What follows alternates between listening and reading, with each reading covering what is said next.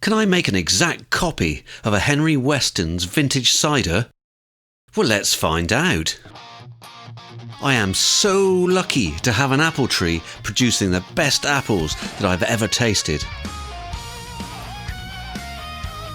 They are big, red, juicy and delicious, and I want to use them as an ingredient in my Henry Weston Cider clone.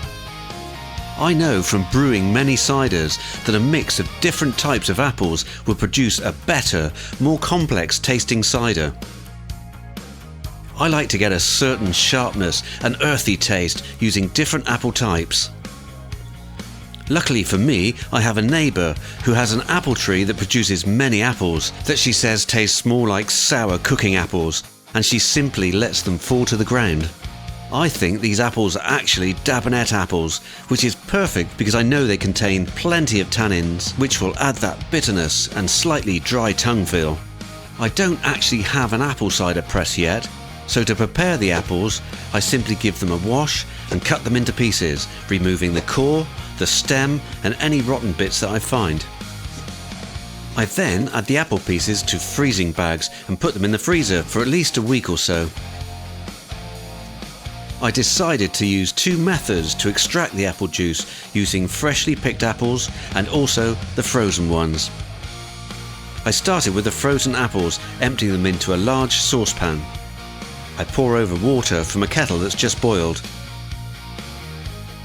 I then simmer the apples for at least 10 minutes.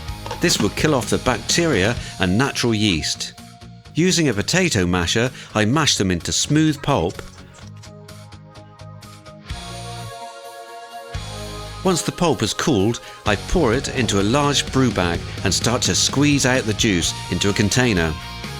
This can be a very long process, especially if the pulp is thick, like mine was. The other method I used was to take freshly picked and washed apples that had been cut into small pieces and then put them through a very noisy electric juicer. This way produces much more clear liquid, but you'll run the risk of some wild yeast or bacteria being present. You can always add a Camden tablet overnight prior to adding the yeast. I placed all the juice together in a demijohn and took a gravity reading, which was 1.045. As I'm trying to make a Henry Weston Vintage Cider, which is 8.2% ABV, I added some white granulated sugar to add an extra 20 gravity points and make the reading 1.065. I also added some other ingredients that I will list a bit later, and then I added my favourite yeast, Lalvin EC 1118. As you can see, the brew started bubbling away nicely. In fact, it was so lively it bubbled up through the airlock and made a right mess. Ew. After 21 days, the fermentation had finished at 1.000, and that's about 8.5% ABV. As I said earlier, I will list all the main ingredients, and these are about 9 kilograms of apples. I find it's best to mix different types of apples together to end up with a much better, complex flavour. I use 250 grams of white granulated sugar. I use this to increase the final strength of the cider. 1 teaspoon of pectolase. I use this to help clear the pectic haze. 1 teaspoon of yeast nutrient. 1 generous squirt of lemon juice. 2 tea bags to add some extra tannin. 1 teaspoon of Lalvin EC 1118 yeast. I also used some Bentonite to finally get that nice clear appearance. I also added an extra pinch of sugar and yeast to get the optional carbonation. I carefully poured the contents of the demijohn into sterilised cola bottles, being very careful not to disturb all the sediment at the bottom.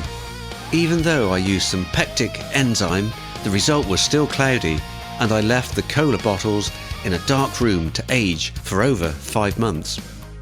It was still a bit cloudy though, so I added bentonite, which really helped clear the brew. I wanted the cider to have some fizz, so I carbonated it by adding 1/4 teaspoon of granulated sugar and a pinch of yeast to each bottle. After one more week, the cola bottles were very firm when squeezed, so I knew there was carbonation. It was time to open and have a taste. There's that fizz.